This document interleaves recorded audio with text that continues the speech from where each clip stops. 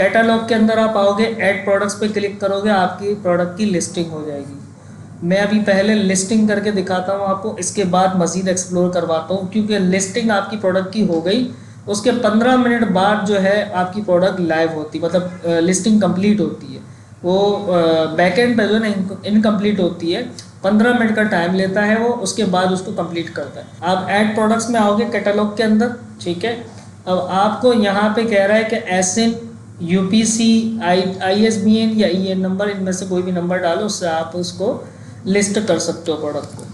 अभी हम क्या कर रहे हैं, प्रोडक्ट की लिस्टिंग कर रहे हैं, ठीक है। अच्छा, एक बात आपको बता दूं, एफबीए सेलर जब भी लिस्टिंग करेगा उसकी प्रोडक्ट लाइव नहीं होगी फौरन। एफबीएम सेलर जब लिस्टिंग करता है तो उसकी प्रोडक्ट फौरी लाइव हो जाती है। क्यों? क्योंकि वो उसने लाइव कर दी है लिस्टिंग वो एफबीएम की लिस्टिंग में लाइव होती है। जब ऑर्डर आता है फिर उसको डिलीवरी टाइम रखता है उस पर वो, और जो है कस्टमर को कहता है कि जो है ना आपको इतने दिन में मिलेगी, वो परचेज करके डिलीवर करता है। तो हम जस्ट पहले एक बात याद रखना, हमेशा हम लिस्टिंग करेंगे, फिर प्रोडक्ट को परचेज करेंगे, फिर इसके बाद हमारी प्रोडक्ट आ जाएगी तो हम इसकी शिपमेंट्स बनाएंगे। ये गलतियाँ स्टार्ट्स में हो जाती हैं कि आपने प्रोडक्ट देखी, अनगेटेड भी है, आपने उसको जो है परचेज कर लिया, ध्यान नहीं था, लिस्टिंग नहीं की। आपने अगर उसको लिस्टिंग नहीं किया, परचेज कर ली, अमूमन ऐसा भी हो जाता है कि आपने जब देखी थी उस वक्त अनगेट थी, बाद में वो आपके अकाउंट पे गेटेड आ रही है, तो आप उसमें फिर फंस जाते हो। अगर तो आपकी इनवाइस एक्सेप्ट करता होगा अमेज़ॉन, उस सप्लायर की इनवाइस अमेज़ॉन अगर एक्सेप्ट करता होगा तो जो है आपकी वो इन्वेंट्री अनगेट हो, मतलब अनगेट हो जाएगी। आपको क्या करना है, पहले लिस्टिंग करनी है प्रोडक्ट की, फिर परचेजिंग करोगे, फिर इसके बाद आपकी शिपमेंट्स बनेगी। अच्छा, ये मैंने एसिन यहाँ पे सर्च कर लिया है, इसको मैं यहाँ से मतलब एसिन को सर्च किया मैंने, अब इसने मुझे दिखा दिया ये प्रोडक्ट है, इसका सेल्स रैंक ये है, इसके ऑफर्स ये है, ठीक है। ऑफर्स का मतलब नंबर ऑफ सेलर्स यहाँ बैठे हैं जो यूज्ड और न्यू की दोनों की कंडीशन में बेच रहे हैं। कंडीशन यहाँ से मैं सेलेक्ट करूँगा न्यू की, और यहाँ पे इसको मैं लिस्ट करूँगा। अब ये जो वर्ड लिखा हुआ है सेल दिस प्रोडक्ट, इसका मतलब ये है कि ये प्रोडक्ट आपके अकाउंट पे अनगेटेड है, ठीक है। अगर यहाँ पे लिखा हुआ आता कि अप्रूव टू सेल, कि मतलब आप सेल करने के लिए इसकी अप्रूवल लो, तो वो आपके अकाउंट पे गेटेड है प्रोडक्ट, ठीक है। तो यहाँ पे सेल दिस प्रोडक्ट का ऑप्शन मेरे पास आ रहा है, ये अनगेटेड है। यहाँ पे सेल दिस प्रोडक्ट का ऑप्शन आ रहा है तो ये प्रोडक्ट अनगेटेड है। मैं इसको सेल दिस प्रोडक्ट पे क्लिक करता हूँ। अब मैं इसको देखता हूँ कि आगे इसकी लिस्टिंग किस तरह से होगी।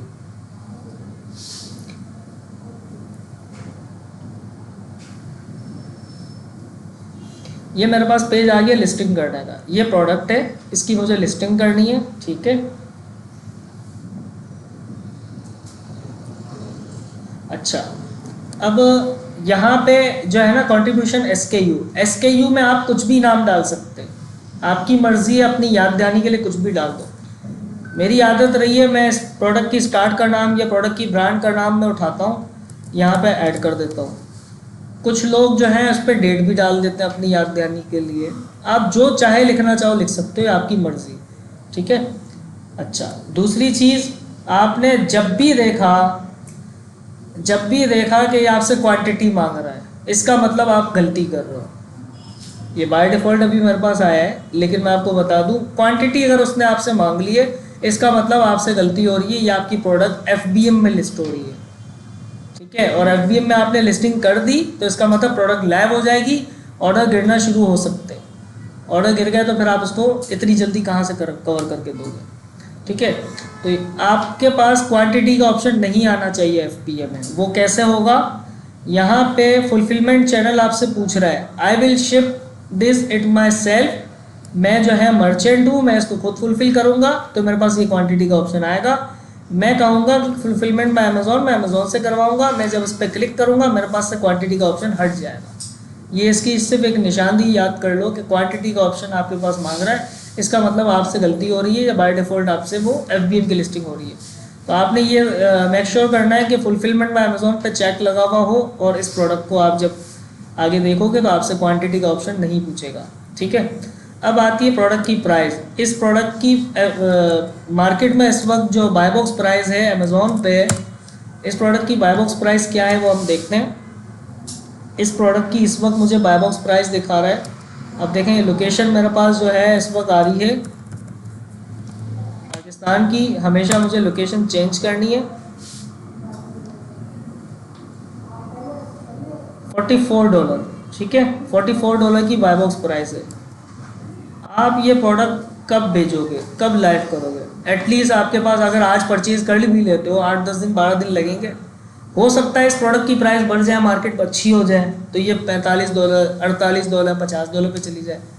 मतलब इतना ज़्यादा फ़र्क तो नहीं, लेकिन एटलीस्ट $2-3 का फ़र्क आ भी सकता है। तो आप एहतियातन जो है इससे $2-3 ज़्यादा ही रखो। 44 का बाय बॉक्स आप $48 लिस्ट कर दो, ठीक है। आपने यहाँ प्राइस लगा दी।